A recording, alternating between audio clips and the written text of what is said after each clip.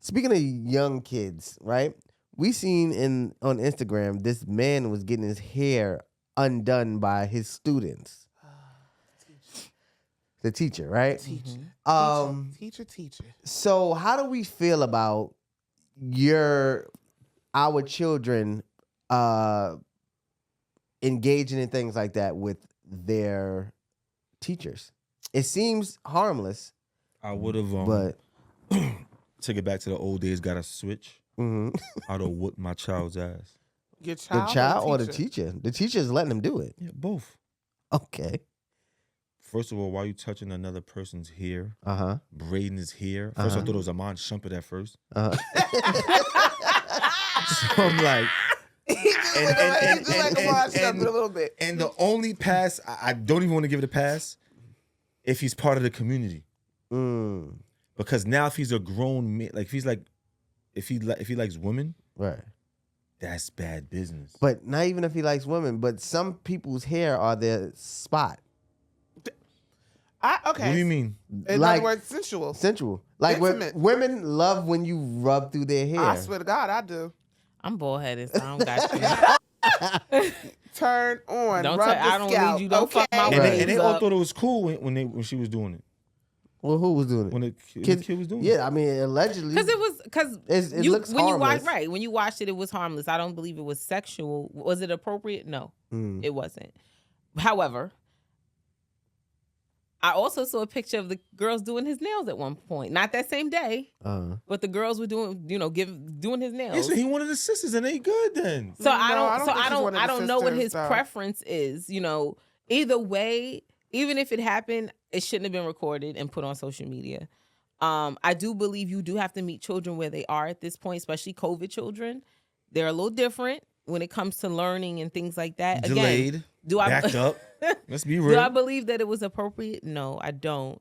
Because it can be damaging. And as a professional, you have to be mindful on every angle of how that could have been perceived. Right. But I used to do hair too. So I kind of. So I don't want to say I'm on the fence about it, but I used to. I was doing hair since I was 13. So I was 13. How old was that kid?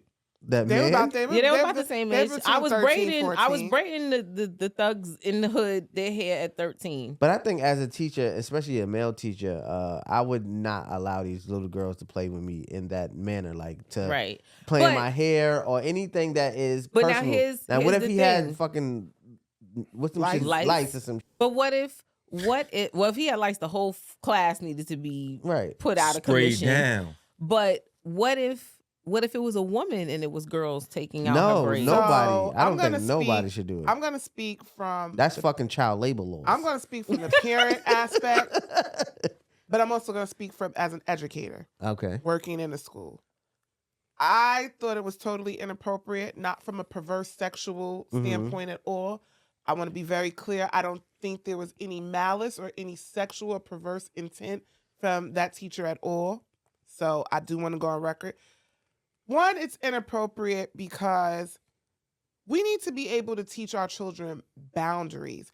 And I've seen a lot of teachers, a lot of people who came to his defense saying, well, he's building bonds with them and he's having, these relationships. You do not have to create bonds by being physically or socially intimate with children. Children respect teachers from the aspect of a teacher to a child is almost like a superhero. Okay, you kind of like it's like, have you ever? Your wife is an educator. Have you ever seen a kid out who saw your wife on like regular time and they're like, Miss King, like what's oh poppin'? my goodness, you at Applebee's? Like, we eat exciting. too. Yeah. You know what I'm saying? So you don't need to be able to what? You don't need to be able to play in my hair for you to respect me or for us to have that type of relationship. You know what you think about? I'm sorry, I'm a man, right? It's like growing up, like like I'm fucking a teacher. Yes, no, but and that was the other thing I'm gonna go to, right? As young women, yo, you so disgusting. Nah, you gotta think about it. But like, you're right. Shit, how did I get here? Yes. That was what I was going to say as well. Young girls are impressionable. Very. And even if his intent is completely harmless and pure. You don't know what they are thinking. My other point is when you have those type of relationships, lines get blurred where now you don't respect me because you think I'm your friend. Right. We're not friends. We're not my hairstylist. You're not my beautician. And my last point is this, and this is the part that really kind of irks me as well. Scuff your Timbs. Yeah, this is what ruffles my feathers. Uh-huh. The school also now takes a hit for the image and the brand. Everything that you do in life is a brand. Mm-hmm. And now the school has to be able, even if it was harmless, you have people who are going to be writing letters, people who are going to be inquiring, people who want to know, because this was definitely going on during academic time, even if it was at the end of the day. We are in a literacy deficient era. We, as you just said, we are in COVID. So it's a lot of things in education that are hindering the academia of our students. So while, yes, it was harmless, while, yes, they were helping him and clearly it's on tape, there's so many more things that we can be doing. Asian schools, what are those called? Montessori schools. You have students who are basically going to school almost 6 to 7 days a week. And this is what our children are doing. Right. And how come, he was sitting, I just thought about, where was his schoolwork at? My son's just sitting down. Well, chilling. he did explain. He explained that it was basically the work was done and he gave them free time. Some of them were choosing to do, on their phone. I have a problem with that as a parent. Because even if that is so, like you said, one, it doesn't need to be seen. Mm-hmm. We have to, as a culture, stop believing that everything we do needs to be made for content. First of all, right, it's being recorded. And are you allowed to be recording kids in school? No, not unless they have consent. They have, yes, a consent and form. He does have a page with the school, and he does have a page. We're seeing a lot more teachers. Okay. Mm-hmm. Shout out to Mr. Dallas because I do like his page. We're seeing a lot more teachers who are providing content with their students, and I do love that aspect. Do too. And I hate that it can help the struggling teacher. And I hate that he is being negatively judged for something that is so simple. Yes, but this is something that, pun intended, is a teachable moment. Right. And I'll say that too, because people talk about he should be let go and turn. No, absolutely he shouldn't. not. Absolutely we already not. have a shortage of teachers, let alone Black male teachers. I think, like Jada said, this is a teachable moment. Let's redirect, and allow him to explain the boundaries that should be set forth. You know what I'm saying? And moving forward. He also seems like a young teacher as well. He is young. And you may not be as seasoned, because I know usually when you come in young, at least when I worked in the school system, you kind of got to be schooled sometimes on don't, that one you can't play with like that, or that one you can't joke with like that. What state was this in? I don't know. I don't know. I don't know where they were. But yeah, I'm here for him. But it looks still like keeping his job. And it also looks like he's at a charter school, or maybe. But the next thing you know, they're gonna be trying to drink your water. Oh, I'm thirsty. Let me get a couple. What's next? What is the boundaries? There are no boundaries, right. and that's what I said. See, I had growing up, I had a relationship with a teacher, not a sexual relationship, but still no. Well, let me get to that. So he was more like a father. He really was. He was like a second father to me. My parents knew him. I was at his wedding. I had my lunch hours. I was always in his classroom. It was a class going on. How did you do in that class? How did I do in the class? It was an art class, so I did well in the class. But he really was my mentor. He also was my coach for my team. So let's fast forward. He was just at my daughter's Sweet 16. Our children are friends. Okay. I just braided his daughter's hair. You know what I'm saying? So he's family, if anything. So you've been knowing him since you was a little girl? Since I was in high school, since 9th grade. Little girl. How old? What's the age difference, if you don't mind me asking? I don't know how old he is. How old does he look? He's old enough because he was your teacher. He got grandkids and shit, right? No, he don't have no grandkids. He got kids. Well, his could have been young when you were a teenager. Right. Like, and all the kids in high school, all the girls in the high school, they had a fake crush on him. Probably, right? Did you find him attractive? Some of the girls, no, never. And it's crazy because this girl tried to start a rumor about me and him, and like I almost beat the bricks off of her. Yeah, because she's spilling the truth out. Like, no, there was no truth to it. It's something. Did he ever try to hit on you one time? Never. Like a lightly, like never. Never. But I also had certain opportunities. Like I remember going to FIT to audition for college, you know, because of him, because he knew people and had connections. I've been to Broadway plays with him and his family because, hey, we got an extra ticket, Jazz. You want to come? You know what I'm saying? Like, but it wasn't that. My mother's also a principal, so there were no blurred lines. There was no I was going to his house and all of that as a teenager. Right. Now, if I've been in his house now as an adult, again, his younger children, he has a grown son as well who was like my little brother growing up. But our kids are friends. And this is all you met him in school and it's always been this since then. Yeah. So he didn't know nobody in your family and nothing like that? That's a little strange. I don't think it's strange. And I think that as a culture, right, we have to, as adults, now I'm switching lanes, even though I do think that the actions and very perverted weren't perverse. They were just inappropriate. Yeah. And again, teachable moment. But that's what I'm going to. A lot of times as adults, we are putting what we deem to be sexually perverse or sexually inappropriate onto children. And we see it all the time. Oh, why is she walking like that with her butt like that? We have such a sexually deviant mind and culture and mindset. Especially in this country. Because when you go to other countries, it's not as such. There's a lot of predatory things going on. There are. It's always been going on. Absolutely, there are. But guess what? When it actually happens, then you also have a lot of cover-ups. So it's like you're thinking these things and you want to be preemptive and you want to be preventive, and I get that.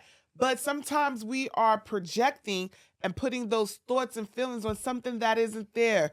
Right. This man clearly wasn't trying to hide anything. In fact, not only is he trying to hide it, he's actually too almost free with it. Right. So when we're saying that and we're looking at it from that lens and that scope, it's like, all right, come on, guys. Like, we're doing team too much. My only thing is this. Now, I have a question to that brother teacher. If you were in another school setting where the students were predominantly white, would you have asked them to take out your braids? And that makes me think sometimes about how we as people and cultures view us within our sector. Oh, because little black girls, you know, they like to braid and they know how to do hair. Would you ask Becky that?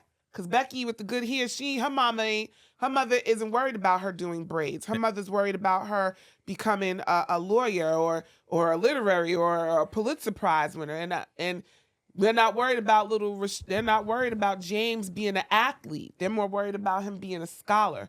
So I just wonder, would he have asked? No, I don't. Because one thing I like about white parents, they would never let a black teacher teach their kids. Oh. Well, the reason why I say the reason I'm going to say I don't know that is because I believe I think white girls would have wanted to play in his hair. Can I touch it? Can I feel it? They're curious, especially when it comes to our hair and taking it out and when it's natural. And he would have been going the next day. I was about to say, what do you think the backlash or the repercussion would have been? I'm not saying that there wouldn't, but I'm saying that I can understand little white girls because I've seen that. I've seen that so much. I don't think he would have asked them. Right, he wouldn't have. He wouldn't have. That's what I'm saying. But I do think it would have happened. And then, yes, do white parents want their children to be scholars? Yes. However, you know. Not under y'all watch. No, I wasn't gonna say that. When it comes to playing sports, these white moms be all in. Some of them don't give a damn what their kids' test scores are. They don't care if little Jimmy does his homework because little Jimmy's gonna go all pro. So I think it depends on who the parent is, no matter what color or creed they are. I agree with you to that point, Jazz. It's just the difference is that little Jimmy mom, while she might be all in sport, little Jimmy's survival of his family is dependent upon if he gets drafted or goes or pro. Oh, absolutely. Whereas in our community, we agree. Push that because sometimes we're seeing little Rashawn get into the NBA as making it for the whole family. Yes. So he is before he even becomes self-sufficient and wants to benefit for himself, he has to get that full ride because everybody got to come along for the ride. I agree with that. And so sometimes we push our kids into doing these things not because they're so great at it or they're good or he wants to do it, because you see the end result, what could happen for you. Yes. And I don't like that in our culture. They're your meal ticket. And I don't like that. So in closing, everybody feels like this was harmless but very inappropriate. Yeah. Yes. I'm not gonna say it wasn't harmless because he's the type of person that could probably like be a pedophile later on in life. These are guys you see, oh no, he's cool, he's innocent, and the whole time he's messing with kids, touching kids, getting comfortable with kids. Serious. Right. Getting comfortable with kids. That's but you have to be serious when it comes to these kids. That's why you don't leave your kids with just anybody. I get that, but I'm just saying I want the implications. Because you alluded to something, which is why I wish that this brother teacher would have thought about that.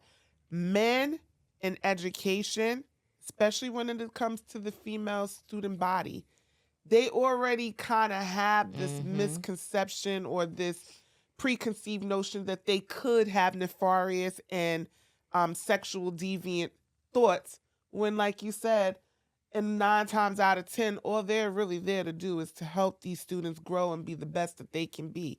So I just implore us when we're talking about him, the fact that he might be a groomer, like, I don't want that to be the stigma of someone. Because a lot of times now what we're seeing, guess what?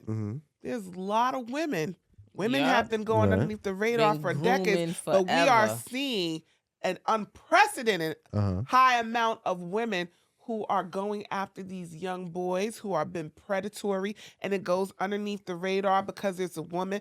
That's why when you say, oh, well, would it have been different if it was, I'm an educator. I ain't having no little girls in my hair. No, you will not be taking my braids down. I don't care who you are. No, because there's that boundary that I need you to respect for me, that I have for you, that there's a professional line. I can love you. I will hug you. I will even help do your hair, but you cannot do mine. And we just got exposed, basically. And then and these young girls, right? You know, it might be something very innocent, but these young girls at that age start to have feelings. Absolutely. So for you to play, for you to be able to play in hair of a man that you might like, you might have a little thing for him, and it's like, oh, I'm doing his hair. You know what I'm saying? And they go back talking. Well, he let me go. You never know. And that's now why your whole career is ruined, right? Because of a little girl who has a crush on you, who isn't able to regulate their adult feelings, right? Turn it off and on, right? Because there was a boundary that was crossed. Correct.